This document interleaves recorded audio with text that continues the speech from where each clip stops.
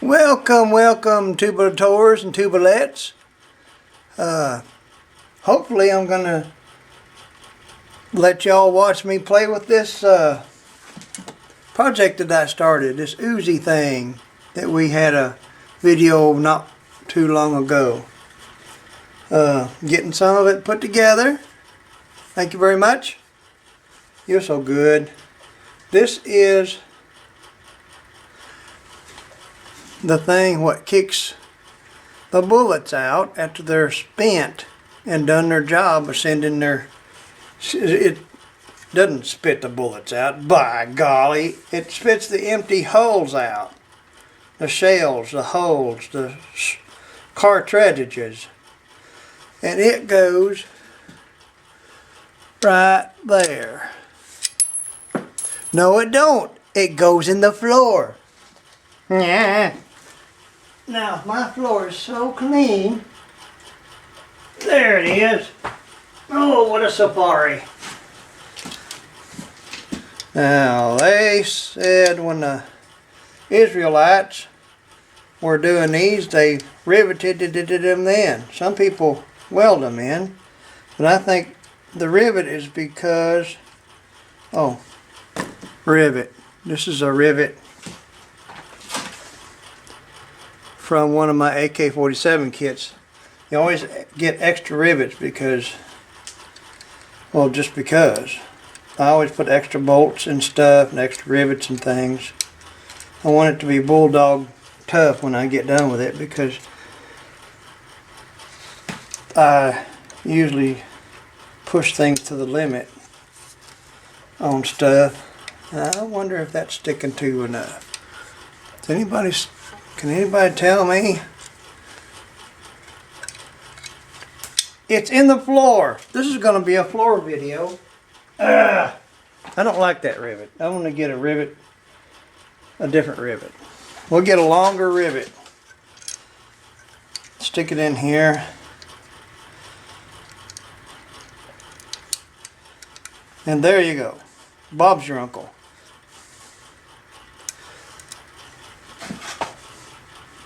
Yeah, there's the rivet there, and here's what's sticking out. Now we're going to mash this. It fell off of there again. Boy, I tell you what, Mr. Fumblefingers,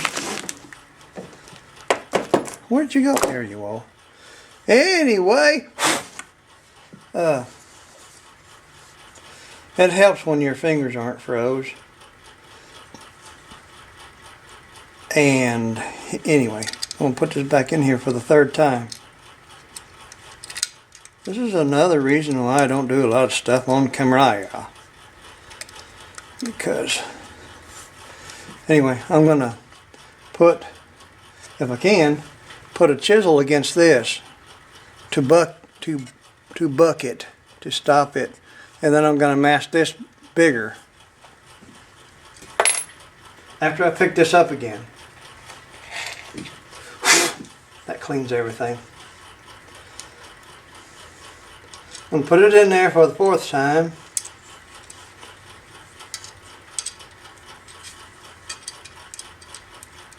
Get in there. Now while y'all watching me struggle with this, I'll tell you. There I was, all comfy mumpy in my bedroom. Had me a big beta beans this morning. Ham beans. I didn't have any cornbread, which I've got cornbread fixings laid out for when Marianne gets home and Chloe gets back from school. I got some cornbread stuff I want to make for them. And I shouldn't, as ornery as they are, but I'll do it anyway. They're worth it. Kinda, sorta. So they'll come home with a warm oven full of fresh cornbread. I actually kind of prefer cornbread cooked in a pone on top of the stove. It gets more crispier and whatever. Okay, now I'm gonna try and invert this. If this will fit between there, on that. Are you on that? Or are you on the darn thing? There you go. Now what I'm going to do is beat this around.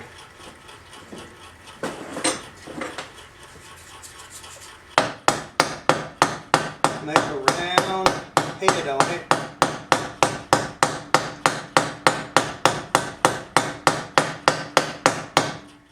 Yeah.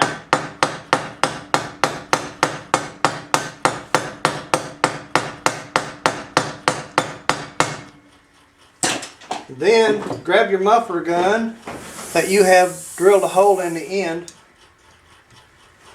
and I'm going to give it one of these.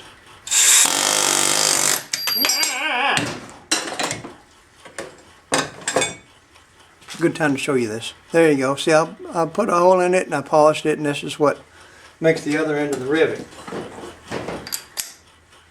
Okay, let's do that again.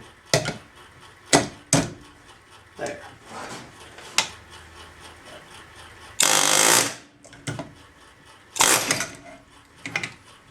Yeah, I took the spring off this just because it was safe.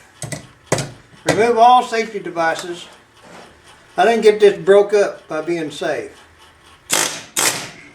We're taking care of myself.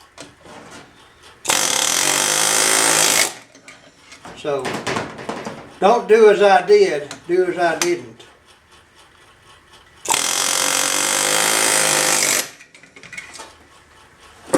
It kind of dances around a little bit, and my thingy moved. Get on there.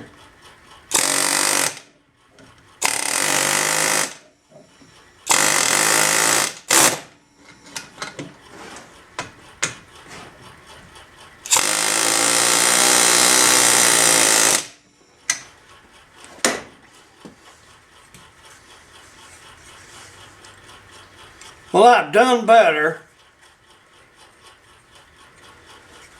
but there it is. It's on there.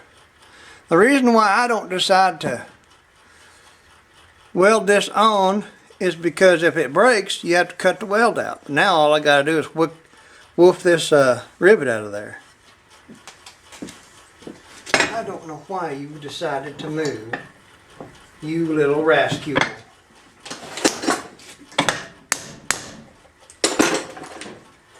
I'm going to hit it a little bit on this side after I visit the floor again.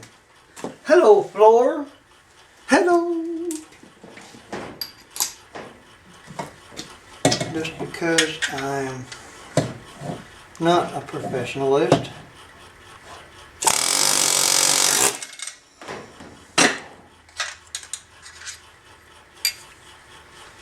Yeah, okay. That's good. Now,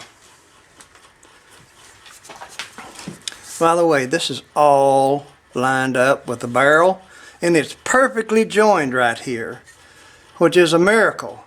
But, you know, some people have skills and some people are magic.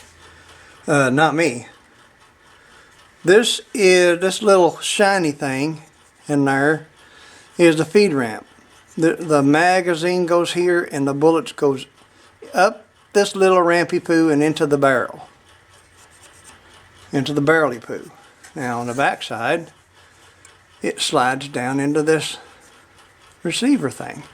I'm going to put a couple welds here and there, and it'll be in there until it comes out.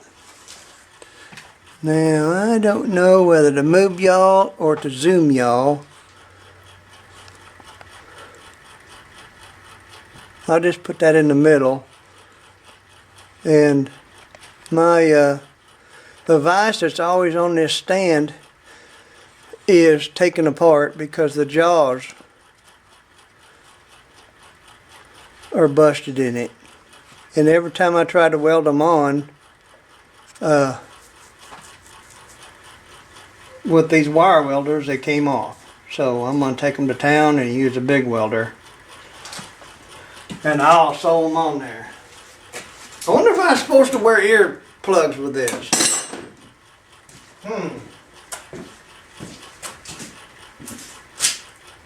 Alright. Boy, I don't like the way that sticks up. But anyway, that's just the way the world twirls.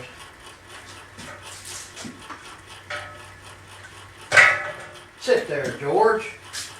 Not the good George, but anyway, you get the thing. I've seen people do this too. They cut the raw end of the thing off. I'm gonna turn this on. Buzz. Oh, earplugs. Now get this. Only because I'm on camera.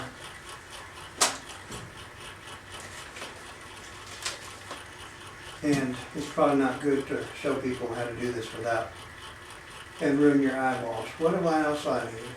Gloves?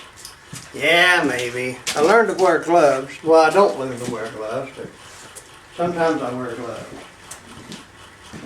Just like Texas Viking. Well, I don't know nothing like he does. He's right. He's perfect.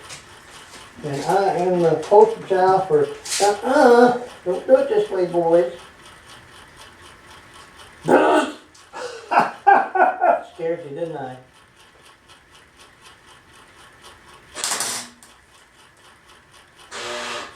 You rat. Well, I've seen somebody do this. By the way, if you get this too excited, it will knock you down. I've had this thing knock me down before.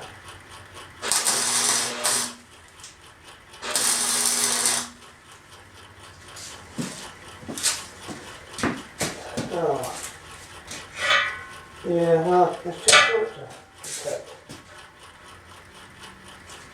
I'll move so you can see, maybe. Because I can't really see.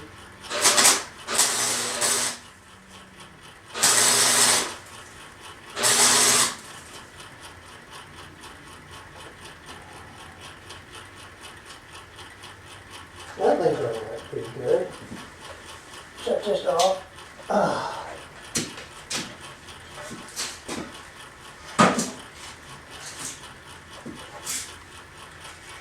Comes the heather. Put this back up here on the toolbox. Put the head cover back on. I went all over the place trying to find my Jeep cap. And I finally found it, which is evidence because it's on my old head now.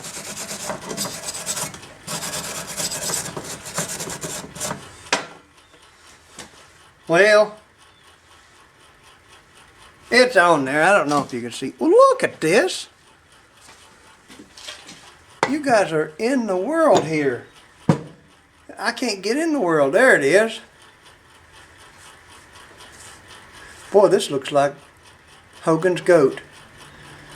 Anyway, there's the little tack here. It looks kind of minuscule. There's the one there that looks kind of minuscule.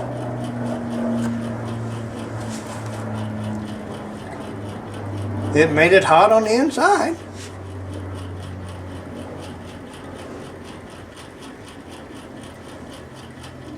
Well, it's just going to have to be that way.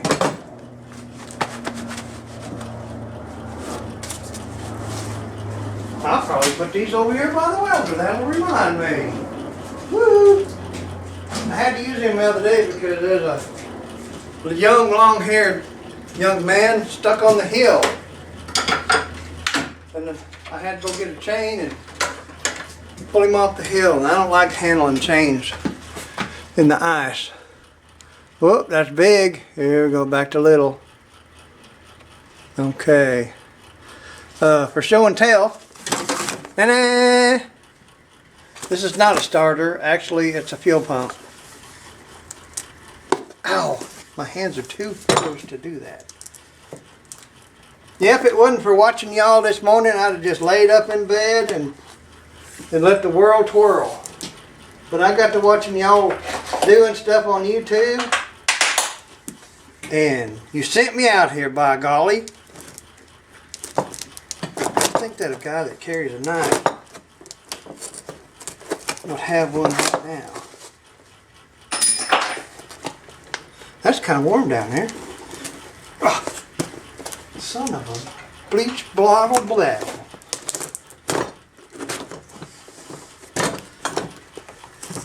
Anyway, I got to watching y'all and doing stuff.